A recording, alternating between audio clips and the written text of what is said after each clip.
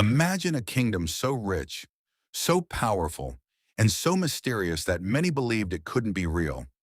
For centuries, travelers spoke of a hidden African civilization overflowing with gold, protected by mighty warriors and impossible to conquer. Then years later, the world was introduced to Wakanda. But was Wakanda created from pure imagination? Or was it inspired by real African kingdoms that once existed? In this documentary, we'll follow the clues, uncover forgotten history, and let you decide for yourself. Our journey begins in West Africa. Hundreds of years ago, one empire controlled some of the richest gold mines on Earth. Gold wasn't simply a luxury, it was a symbol of power. Merchants crossed dangerous deserts hoping to trade there.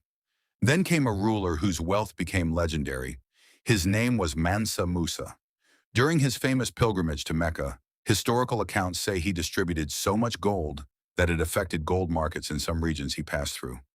If stories like these reached distant lands, what kind of kingdom would people imagine? But wealth alone doesn't explain why Wakanda feels so familiar. Another clue lies in its warriors. Perhaps the most unforgettable defenders of Wakanda are the Dora Milaje.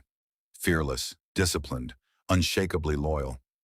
Many people assume they existed only on the screen, yet history points us toward the Kingdom of Dahomey in present-day Benin.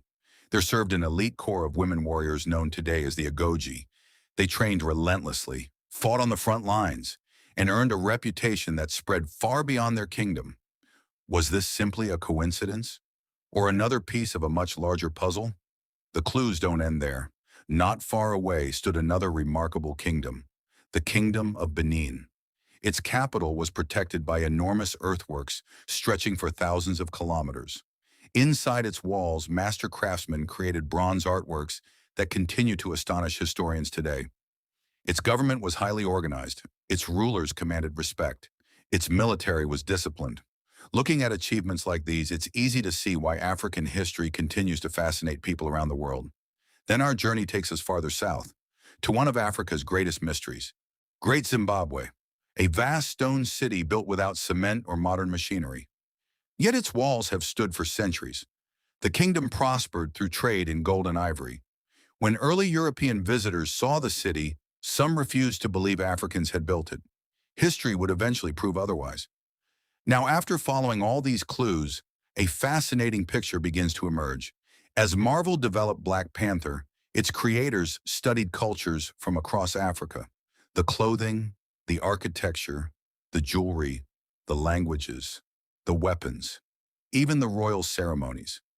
Rather than copying a single kingdom, they drew inspiration from many of Africa's greatest civilizations. So, is Wakanda real? There has never been a nation officially called Wakanda, and vibranium exists only in fiction. But the greatness that Wakanda represents has deep roots in history. The Mali Empire, the Kingdom of Benin, the Kingdom of Kush, Great Zimbabwe, the Kingdom of Dahomey. These civilizations built magnificent cities, created extraordinary works of art, raised powerful armies, and accumulated immense wealth long before much of the world recognized their achievements.